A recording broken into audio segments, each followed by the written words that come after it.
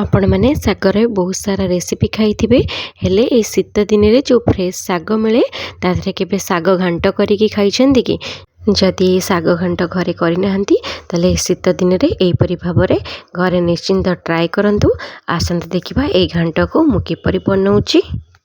नमस्कार, मु शिखा संपड़ को आपण मानक बहुत बहुत स्वागत।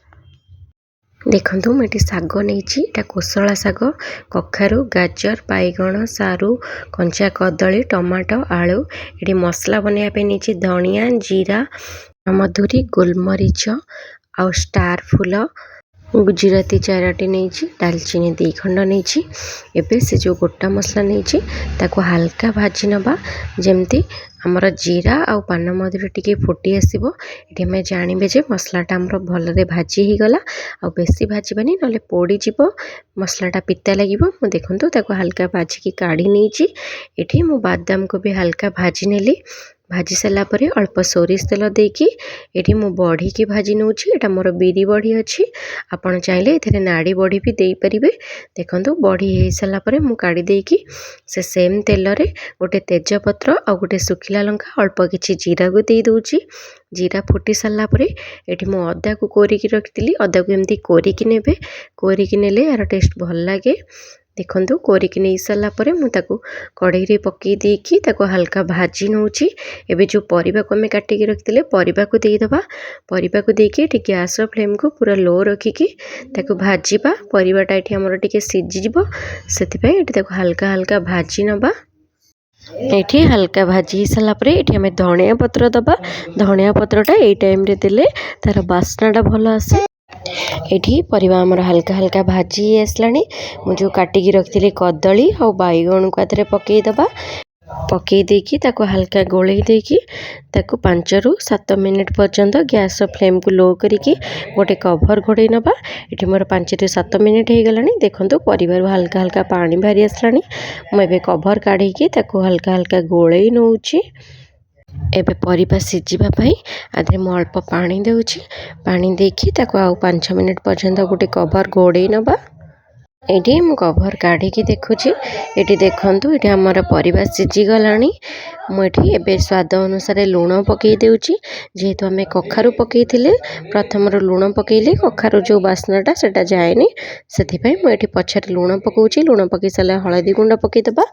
ये लंका गुंड पकईबा आपण मैंने जी राग खाती से हिसाब से लंका गुंड पकईबे। ताको आउ थे गोलई नबा। एबे एथरे आम टमाटो काटिकी रखीचे टमाटो को पकईदबा। देखो मो टमाटो को पकई सारापर आधे आम साग पकईबा। साग पकई सारापर ये गैस फ्लेम को मीडियम टू हाई रखिए। देखो ये मु साग को काटी नहीं। साग को बेसी छोट करी काटबानी मीडियम साइज रखिकी काटिबा ना सागटा ये पूरा घांटी हो। ये साग को मुझे सारापर गैस फ्लेम को मीडियम टू हाई रखिकी गोटे कभर 2 ରୁ 3 मिनिट पर्यंत घोड़े नौची। ये देखो 2 ରୁ 3 मिनिट मोर हो गलानी। मु कभरटा को काढ़ी नौची। ये सागर अल्प अल्प पानी बाहरी आसलानी। मुझे साग को भलरे मिक्स करदेवी। परिबा और साग आमर जमी भलरे मिसीज। ये देखो मुझे भलरे गोलई नौची। गोलई सारापर मुझे नड़िया को कोरिकी रखी। नड़िया कोरा को देदबा। आउ अल्प किसी धनिया पत्र भी रखी। धनिया पत्र को दूची। आम जो भाजिकी रखी बादाम को भी आधे पकई दूची। आपन को बादाम पसंद ताले एथरे पकेबे ना या स्किप करें। देखो बादाम पकई सारापर मुझे भलरे टिके गोलई नौची। जो एक्स्ट्रा पानीटा थी सेटा आमर भलरे सुखीज। आपको बेसी सुखिला करें अल्प सुखिला रखिए। ये देखो मु पछरे जो मसलाटा बनई थी तादरू 2 चमच हाथ दे दूची। मसला दे सारापर भाजिकी रखिदेबा बड़ी की देदेबा। ये बड़ी दे सारापर मुझे एमती गोलई नौ थे। एको बेसी सुखिला करें टी जुकजुकिया रहिले खाइबापी यह भल लगे। ये आमर रेडी हो गला साग घांट। आपण मैंने ये शीत दिन में ये साग घांट को घरे निश्चिंत तैयारी करूँ।